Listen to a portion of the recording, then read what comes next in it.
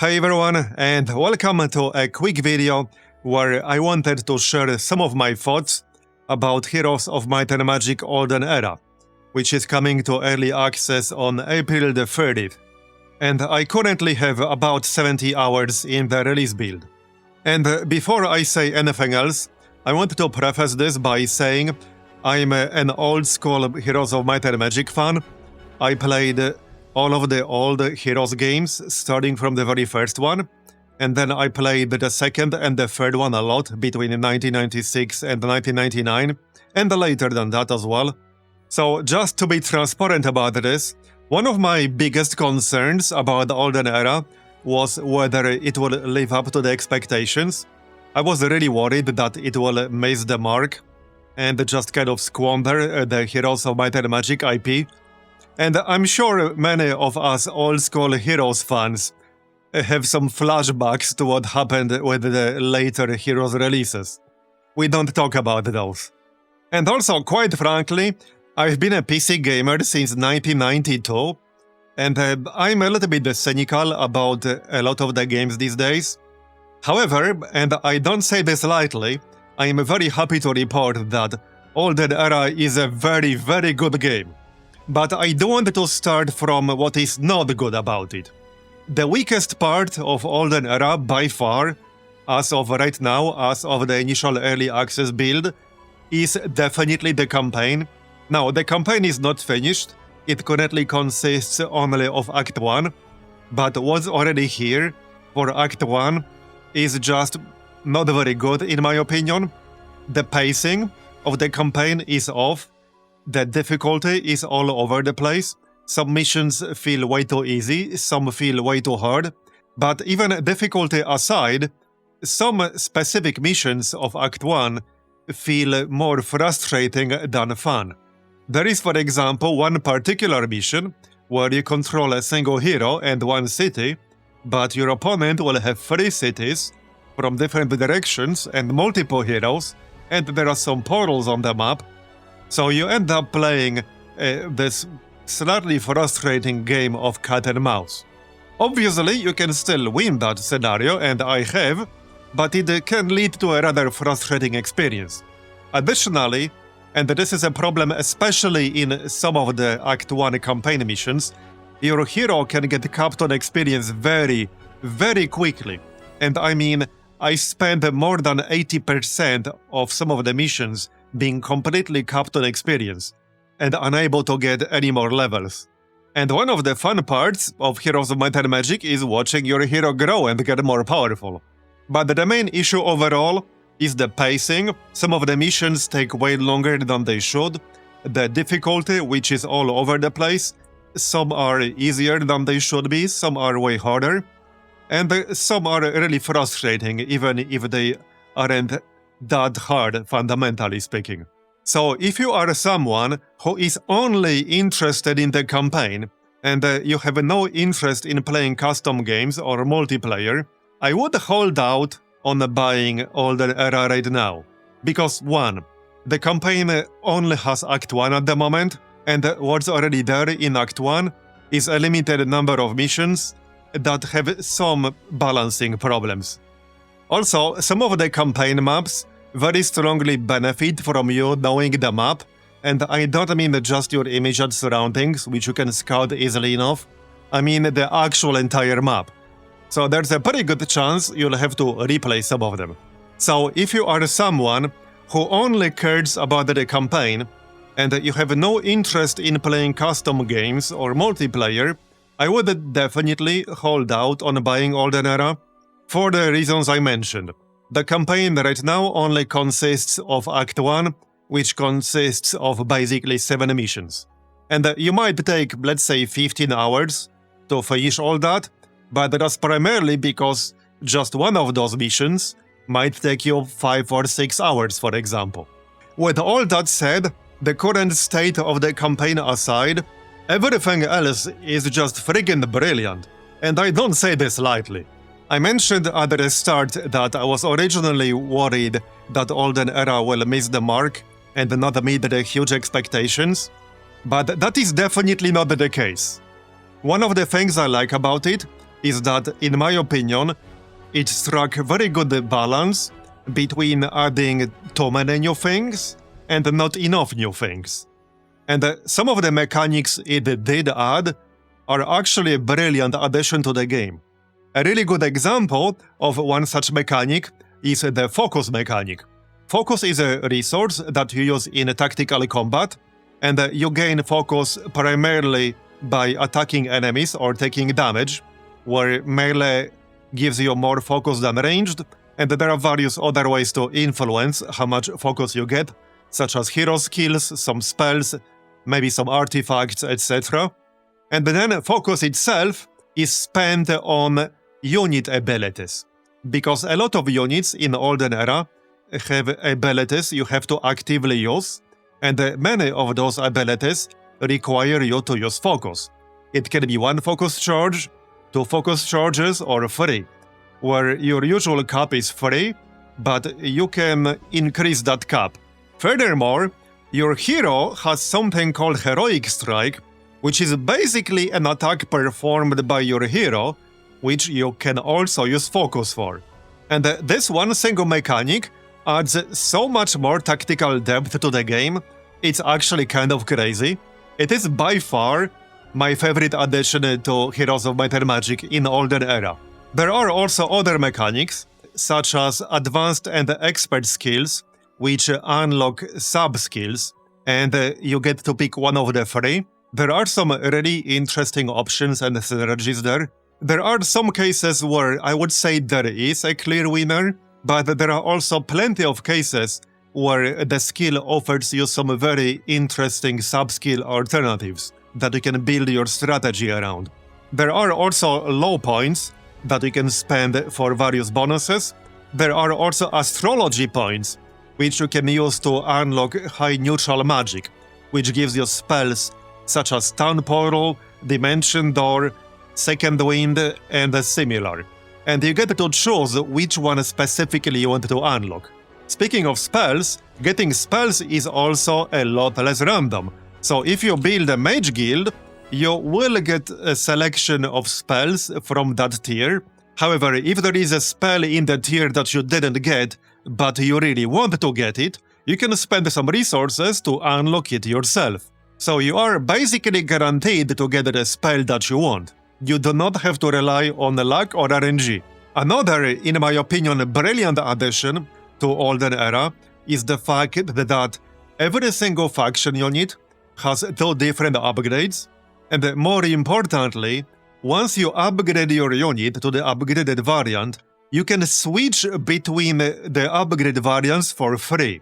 You do have to be inside a city that contains an upgraded dwelling, but if you are, you can switch between the 2 upgraded variants for free as many times as you want, which opens up some really interesting tactical possibilities, especially in multiplayer, especially in some of the game formats that are used in multiplayer, which I will mention in just a moment. There are some other additions as well, but my point here is not about listing all of them, but rather that the developers did a very good job adding new systems and mechanics to the game, and those systems are very good and interesting for the most part. They open up some really interesting tactical possibilities, and they also fit very well with Heroes of Might and Magic. But also something I mentioned earlier on, which is that I do think that developers struck a very good balance between adding too many systems to the game, which would make it feel not like Heroes anymore, and not enough systems, which would make it feel like the game didn't evolve enough in all that time. And I think this is one of the strongest points of Olden Era. Now, I mentioned earlier that the campaign is by far the weakest part of the game, and it is true right now, but instead, the real meat of the game is in custom games. The early access release currently has 54 map templates. And for some context, a map template is a randomly generated map according to certain structure. And there is a very wide variety of maps. I have tested many of them myself, and many of them play very, very differently. But furthermore, there are some very interesting game modes. which I do think will work very well in both single player and multiplayer. So you can play a classic game mode, which is exactly what it sounds like, but you can also play a single hero game mode, where you are limited to only having one single hero. And for victory conditions, you have a few different options. There is of course the classic one, where you have to defeat all enemy heroes and capture every enemy city to win. But there is also the capital hold, where you have to capture the opponent's starting city and hold it for a set number of in-game days, which can also be defined in the map template, because the map templates that I mentioned are actually plain text files. So it is a system that's very easily moddable. But back to victory conditions. There is also the city hold victory condition, where you have to capture the marked neutral city and hold it for a set number of in-game days. And then there are two that are some of the most interesting. There's the final battle victory condition and the tournament victory condition. These are both similar. What happens is that you play a single hero game mode for those, and after a set number of turns, you get pulled into a fight with the opponent's hero. This happens automatically, regardless of where you are on the map. You just end the turn, and the fight starts immediately, with whatever army you had with your hero versus whatever army your enemy had with his hero. And then whoever wins that fight wins the game. With the final battle victory condition specifically, you can engage the enemy hero yourself and just win before the timer is over. If you don't do that, before a set number of days pass, you will get pulled into the fight automatically.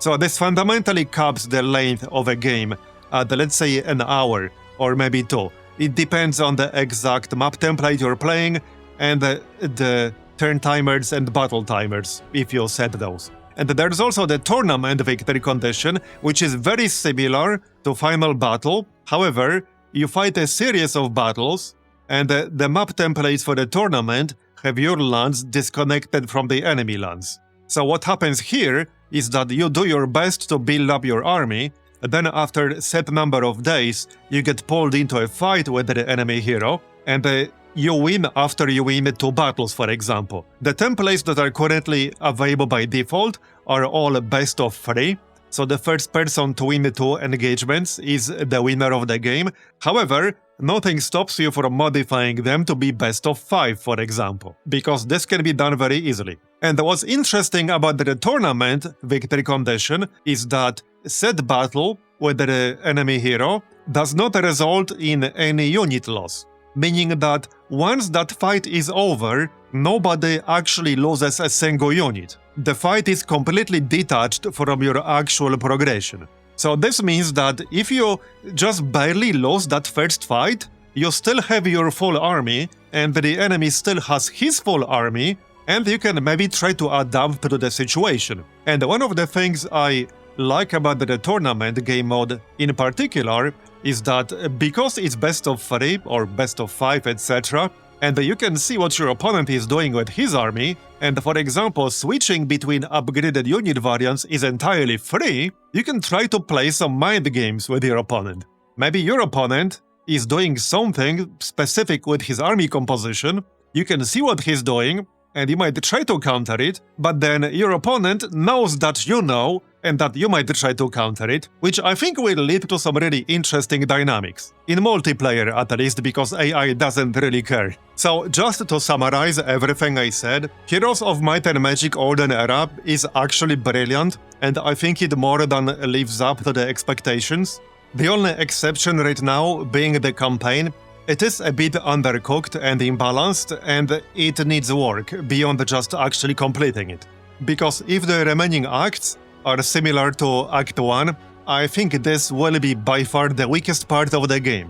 But everything else beyond that is absolutely brilliant. You just have to keep in mind that the main meat of the game are the custom games. Whether you play them in single player or multiplayer, that is where the game is long term. And I actually tend to be really nitpicky about a lot of things, especially in strategy games, but there aren't that many things that I can nitpick in Olden Era. There are of course some, and there are definitely some balancing issues. Like for example, the Hive faction lacks any early ranged units, which makes it significantly more challenging dealing with neutral stacks without losses, which can lead to the loss of early game momentum, and the early game momentum in a game like this is everything. And then there's a faction like Schism, with perhaps one of the most overpowered units in the game, especially in multiplayer context, the Arbitrator, which not only inverts the ranged damage mechanic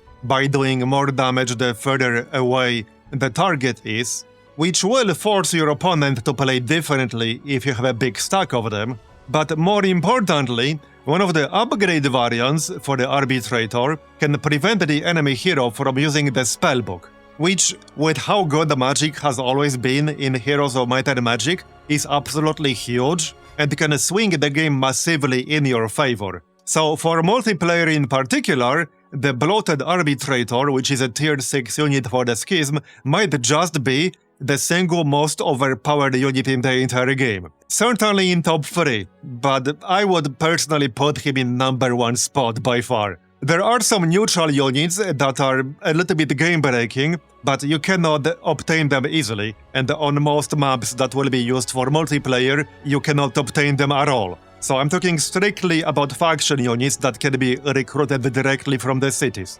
Let's just say that I know for a fact that many people who are already playing multiplayer are specifically banning the Schism faction because of the Arbitrator. Another thing that I think could use some adjustments are the advanced classes. For some context, every hero in Olden Era has 2 advanced subclasses, which act as specialized elite roles, and they are unlocked by getting a specific combination of 5 different skills, and you have to level them all up to expert. The problem with this is that every hero has 8 slots for skills, and every single hero in the game will start with at least one, which is his faction-related skill, such as Necromancy for example, and often a normal skill. However, for many heroes in the game, the normal skill that they start with is not part of the requirements for either of the advanced subclasses. So in practical terms, this means that you have 6 open slots for skills, and you have to roll 5 specific ones, which is very hard to do without some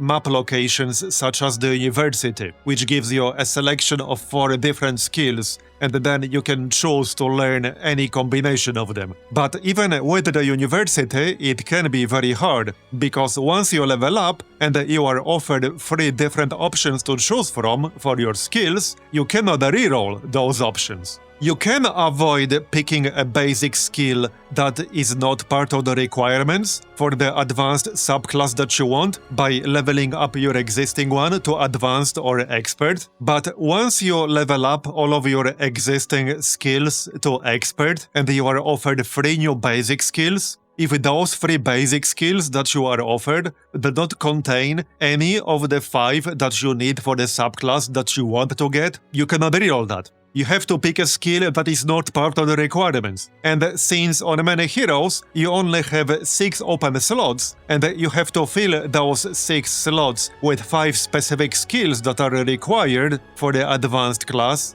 your odds of being able to do that are not looking great. Even if you are playing on a map which has a university available, which is a building that has 4 specific skills and you can choose to learn them or not, that might still not help you because said university might not even have any of the skills that you need. And even if it does have one, it can still be challenging to hit all 5. Particularly, like I mentioned, on heroes that will only have 6 empty slots, because they start with their faction skill and with 1 regular skill that is not part of the requirements. For some context, in around 70 hours of playtime that I currently have, I only ever had 1 single hero that I managed to get the advanced subclass on. 1. And many of those subclasses are very, very powerful. So I would like to see some changes to how this system works to make it a little bit more achievable, because many of those advanced subclasses are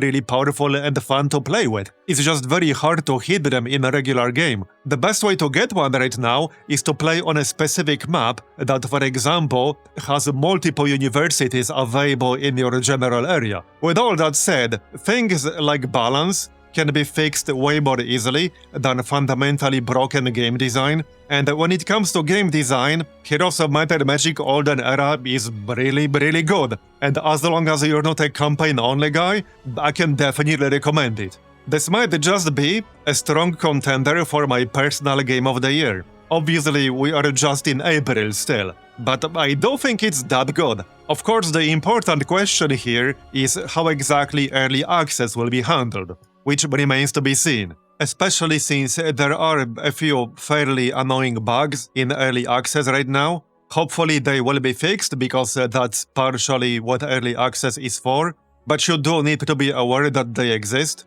For example, there are at least 2 map templates that I run into personally that are straight up broken and misconfigured. And in both cases, the game will eventually hang on a turn transition if you play on one of those templates. I was able to fix them myself because the templates are just plain text JSON files, but you do need to be aware that as of right now, as of this video's recording, those kinds of bugs do exist. That will, however, be everything for this video, so thanks for watching. I hope you found it helpful and informative. Leave a like if you did, and let me know in the comments what you think about Olden Era so far, and how long have you been playing Heroes of Might and Magic. I will see you next time. Bye bye.